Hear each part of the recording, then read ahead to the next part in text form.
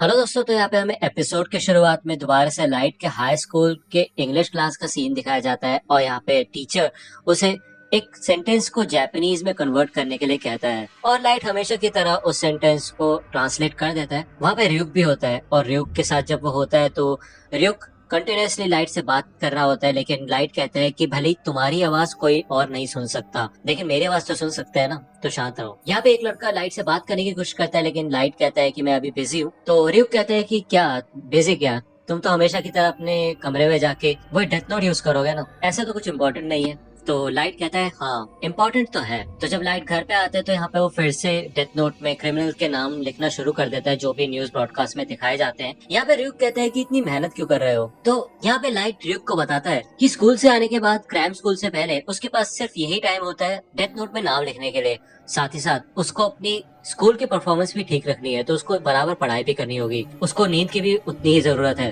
वरना वो क्लास के अंदर सोएगा और क्लास के अंदर तो सो नहीं सकता। और साथ ही साथ उसको अपनी मेंटल हेल्थ का भी ख्याल रखना है, तो मुझे अपने समय का सही से इस्तेमाल करना होगा। लेकिन तभी लाइट की बहन सायु दरवाजा खटखटाती है और उसे अपने होमवर्क में लाइट की मदद चाहिए होती है, जिसके बाद लाइट जल्दी से डेथ नोट को बंद करके उसके ड्रॉअर में रख देता है और अपनी बहन को अंदर बुला लेता है। यहाँ पे ryuk लाइट को बोलता है कि अगर मैं तुम्हारी जगह होता तो ऐसा नहीं करता, क्योंकि तुमने वो डेथ नोट सबसे ऊपर वाले ड्रॉअर में रखी है और मैं तुम्हें बता दूं अगर कोई और उस डेथ नोट को टच करेगा तो वो भी मुझे देख पाएगा। तो यहाँ पे लाइट मन में कहता है कि ये शिनिगामी ये बात पहले नहीं बता सकता था और वो भी इतनी इंपॉर्टेंट चीज। लेकिन फिर भी लाइट शांत दिखने की कोशिश करता है और अपनी बहन की मदद करता है मैथ्स होमवर्क करने में। यहाँ पे हमें दूसरी ओर ICPO का सीन दिखाया जाता है, यानी कि इंटरनेशनल क्रिमिनल पुलिस ऑर्गेनाइजेशन। और यहाँ पे सारे देशों के ऑफिशियल्स बैठे होते हैं। मीटिंग की शुरुआत में ये डिस्कस किया जाता है कि एक ही हफ्ते में 52 क्रिमिनल्स की डेथ हुई है, वो भी सिर्फ हार्ट अटैक से। उनमें से एक ऑफिशियल बोलते हैं तो दिक्कत क्या है, वैसे भी इन सभी क्रिमिनल्स को उम्र कैद या फिर फांसी की सजा होने ही वाली थी, तो जो हुआ अच्छा ही हुआ। लेकिन दूसरा मेंबर कहता है कि ऐसा कैसे बोल सकते हो तुम,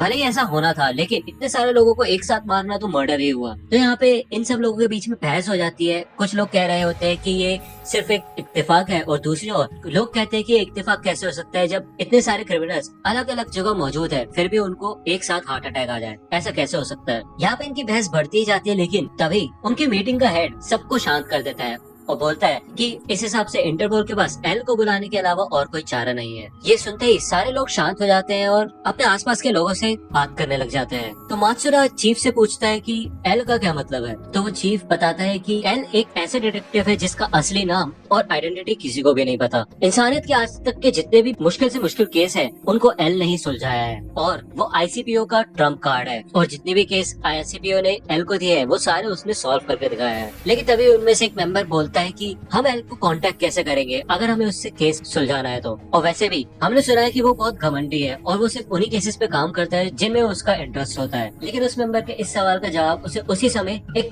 लंबा सा आदमी दे देता है जिसने काफी लंबा सा कोट भी पहन रखा होता है। उसका चेहरा छुपा हुआ होता है और उसने एक हैट पहन रखी होती है। चीफ बताता है कि वो आदमी वातारी है और ICPO उसके जरिए ही एल से कांटेक्ट कर सकते हैं। वातारी बताता है कि एल ने पहले से ही इस केस पे इन्वेस्टिगेशन शुरू कर दी है। वातारी अपना लैपटॉप ओपन करता है और डिस्प्ले पे एल लेटर लिखा होता है। यहाँ पे हमें लैपटॉप से आवाज आनी शुरू होती है और वो आवाज भी नॉर्मल नहीं होती, एक तरीके से उस आवाज में डिस्टरबेंस होती है जिससे कि एल की असली वॉइस कभी किसी को ना पता चले। वो अपना नाम बताता है कि मेरा नाम एल है। एल इंटरपोल के सभी मेंबर्स को बताता है कि मुझे ICPO की सब ऑर्गेनाइजेशन की मदद चाहिए होगी, खास करके जापानीज टास्क फोर्स, क्योंकि एल को शक होता है कि जो मास मर्डरर है वो जापान में ही रहता है। यहाँ पे हमें दिखाया जाता है कि लाइट और ryuk एक खंडर में होते हैं और लाइट अपनी नोटबुक को सुरक्षित रखने के लिए एक ट्रैप बना रहा होता है।